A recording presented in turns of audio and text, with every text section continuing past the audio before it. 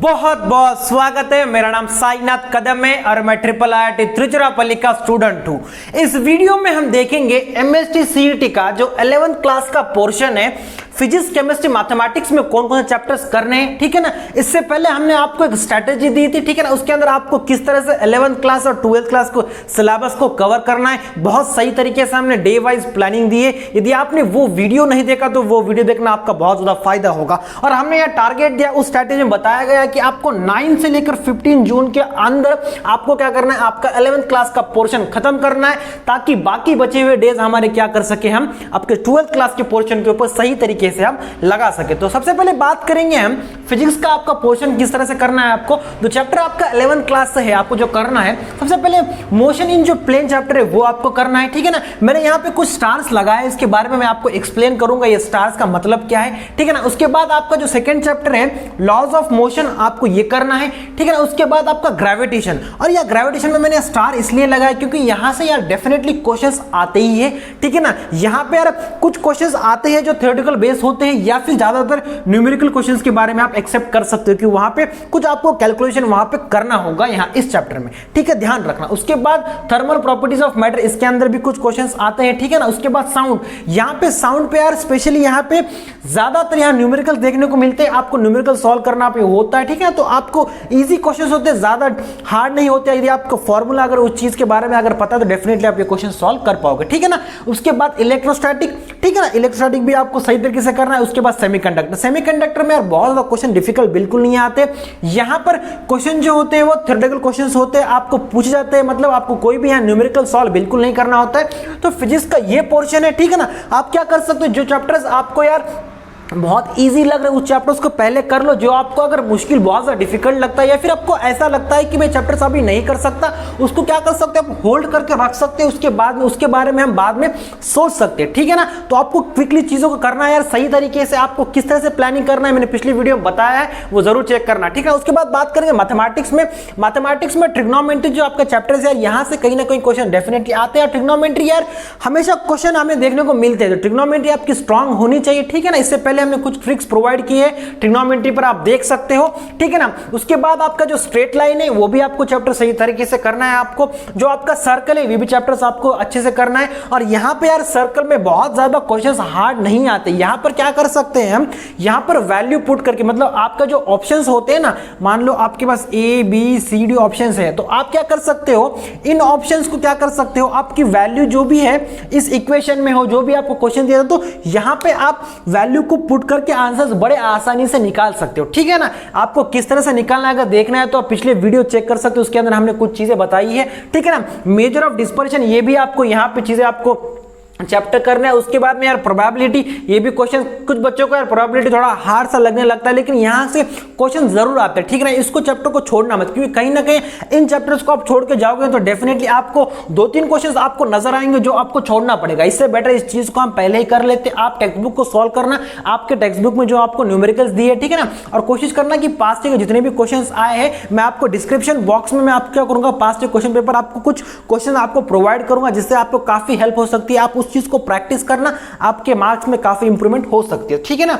अभी भी अगर पढ़ाई नहीं स्टार्ट की तो अभी भी करना, आप डेफिनेटली आप चीजों कर सकते हो। हमारे साथ साथ चलना, हम डेली कुछ ना कुछ चीज आपको प्रोवाइड करते रहेंगे। और राइट फ्रॉम अभी से लेकर जब तक आपकी एग्जाम नहीं होती और एडमिशन आपको कॉलेज में नहीं मिलता, तो तब तक आपके साथ रहेंगे। बस आपको क्या करना है, वीडियो को लाइक करना है, चैनल को सब्सक्राइब करना है, ठीक है ना। और आपको कोई भी अगर दिक्कत हो तो क्या कर सकते हो, आप कमेंट बॉक्स में कमेंट छोड़ सकते हो, या फिर आप इंस्टाग्राम पर DM करो, इवन आप कॉल पर बात भी कर सकते हो। पर्सनल तरफ से गाइडेंस मैं खुद करूंगा आपको। उसके बाद बात करूंगा कॉम्प्लेक्स नंबर। हालांकि यह कॉम्प्लेक्स नंबर थोड़ा सा हल्का सा बच्चों को यहां पे थोड़ा सा ट्रिकी नजर आता है, या फिर कुछ क्वेश्चंस बहुत ज्यादा कॉम्प्लिकेट लगते हैं, तो आप इस चीज को चैप्टर को इग्नोर कर सकते हो, रख सकते हो। बाद में इस चीज के ऊपर हम वर्कआउट करने की कोशिश करेंगे, ठीक है ना। एक डे निकालूंगा जिसके अंदर मैं कॉम्प्लेक्स नंबर के अंदर सारी चीजें आपको, जो मोस्ट इंपोर्टेंट चीजें मैं आपको बताऊंगा, ठीक है ना। उसके बाद बात करेंगे परम्यूटेशन और कॉम्बिनेशन। यहां पर ये भी क्वेश्चंस, ये चैप्टर से ये भी कहीं ना कहीं बहुत बड़ा रोल प्ले करता है। यहां से क्वेश्चंस आते हैं, ठीक है ना। तो यहां पे क्वेश्चंस आते हैं, तो आपको इन क्वेश्चंस पर उस चैप्टर को छोड़ना नहीं, इसके पहले तो आपको प्रैक्टिस करने होगी। मैथमेटिक्स में क्या, मैथमेटिक्स जितना ज्यादा आप क्वेश्चंस को सॉल्व करोगे, जितना ज्यादा प्रैक्टिस करोगे, वो बहुत ज्यादा आपका जो चैप्टर है वो सही ढंग से हो जाएगा और आपको अच्छे मार्क्स आपको डेफिनेटली मैथमेटिक्स में आ जाएंगे। उसके बाद आपको फंक्शंस भी आपको करना है, उसके बाद लिमिट एंड कंटिन्यूटी ये भी चैप्टर्स आपको करने हैं। और लिमिट एंड कंटिन्यूटी इसके अंदर क्वेश्चंस आते हैं यार, इसके काफी कुछ ट्रिक्स है, ऑलरेडी मैंने दो तीन ट्रिक्स वहां पे प्रोवाइड कर चुका है। यदि आपने वो नहीं देखा तो पिछले वीडियो में जाकर ट्रिक्स देखो, स्ट्रेटेजी किस तरह से बनानी चाहिए, किसको फॉलो करना चाहिए, ठीक है। बहुत सारी चीजें यार मैंने ऑलरेडी एमएससीईटी स्टूडेंट के लिए मैंने बहुत सी कुछ चीजें बना के रखा हूं, ऑलरेडी मैं आने वाले दिनों में बहुत सी चीजें बनाने वाला हूं आपके फायदे के लिए, ठीक है ना। उसके बाद बात करूंगा केमिस्ट्री के लिए।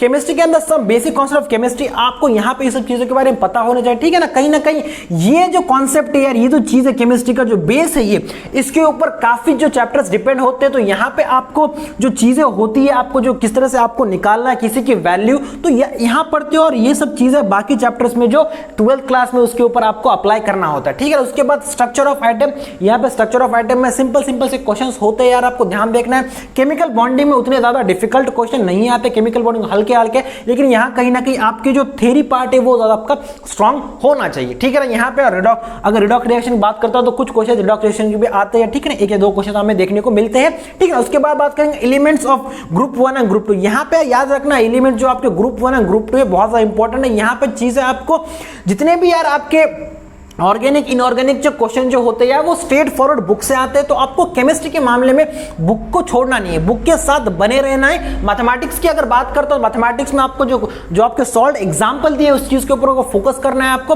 और फिजिक्स के ऊपर आपको फॉर्मूला जितने भी दिए और जो की पॉइंट्स आपको हाईलाइट करके देते उस चीज को आपको नोटिस जरूर करना है, बहुत ज्यादा वो फायदेमंद साबित हो सकता है आपके लिए, ठीक है ना। उसके बाद बात करेंगे आपका स्टेट ऑफ मैटर, जो स्टेट्स ऑफ मैटर है इसके अंदर भी क्वेश्चन आते हैं, डेफिनेटली स्ट्रेट फॉरवर्ड क्वेश्चन आते हैं, ये भी आपको चीजें करके जाना है, ठीक है ना।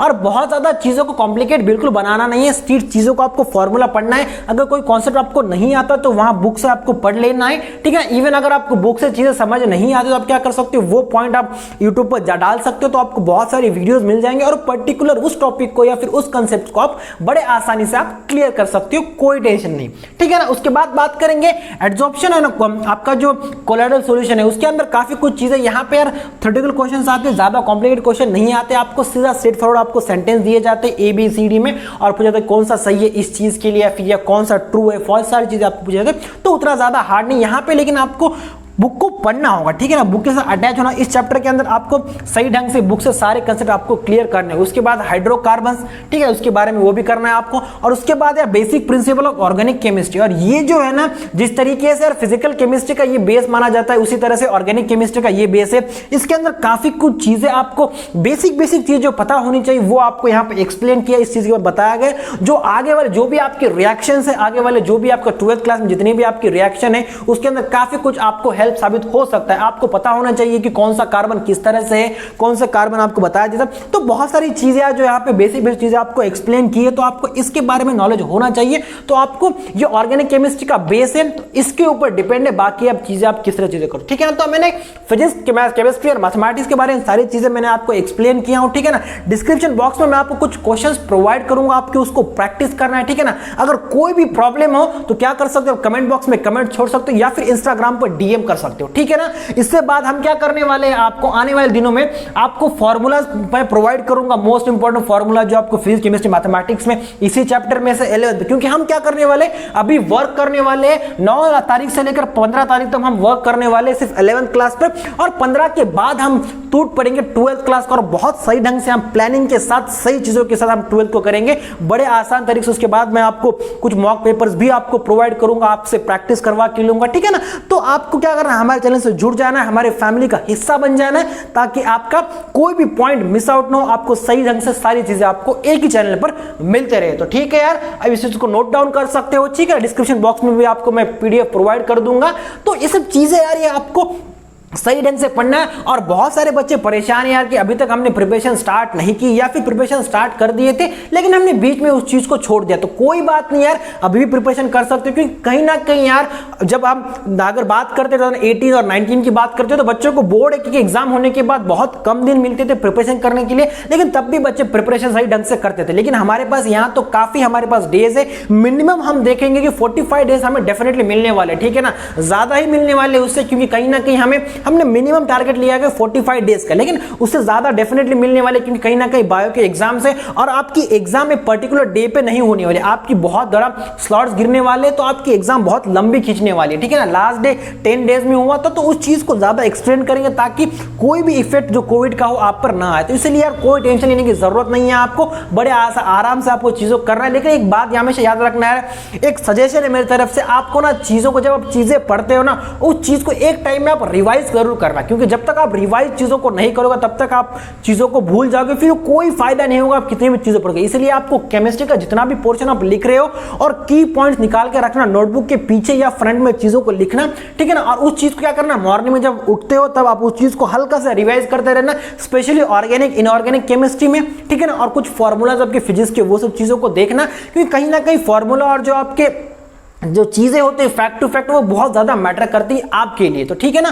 तो आपको क्या करना है, चीजें बड़े आसान तरीके से सही तरीके से आपको प्लान करके करना है। विदाउट प्लान अगर चीजों के पीछे अगर भागोगे और सही तरीके से अगर प्लान नहीं करोगे तो कोई भी काम सही तरीके से नहीं होगा। इसीलिए आपको क्या करना होगा, एक प्लान करना होगा, आपको कल क्या करना है, आपको नाइट में डिसाइड करना होगा कि कल मैं मॉर्निंग इतने बजे उठूंगा, ये सब चीजें मैं करूंगा इतने बजे टाइम के साथ। और यहाँ पे बहुत ज्यादा चीजों को कॉम्प्लिकेट बिल्कुल नहीं बनाना है, स्मूथली चीजों को चलने देना, कोई टेंशन लेना नहीं। और अब ऐसा बिल्कुल नहीं करना है यार कि अब हल्का सा मैं चीजों को पढ़ लेता हूं उसके बाद वापस रिवीजन करूंगा, लेकिन नहीं, जो भी आप चीज कर रहे हो सही ढंग से करो, प्रिपेयर सही ढंग से करो, ठीक है ना। हल्के से चैप्टर आप कम करो, ठीक है ना। अगर आपके पास 10 चैप्टर है तो आप 8 ही चैप्टर करो, लेकिन जो 8 चैप्टर कर रहे हो वो सही ढंग से होने चाहिए, उसके अंदर कोई भी कॉम्प्रोमाइज नहीं होना चाहिए कि यार छोड़ देता हूं ये टॉपिक या फिर वो टॉपिक छोड़ देता हूं, फिर नहीं करना है। जो टॉपिक आपको बहुत हार्ड लगे, या फिर मान लो फॉर एग्जांपल अगर किसी बच्चों को इलेक्ट्रोस्टैटिक बहुत ज्यादा हार्ड लगता है, ठीक है ना, तो उसके अंदर कुछ आपको चीजें यार ऐसा बिल्कुल नहीं करना है कि यार कुछ चीजें पढ़ ली आपने कुछ चीजें भूल गए, तो कोई सेंस नहीं बनता उस बात का। यहाँ पे क्वेश्चन जो फिर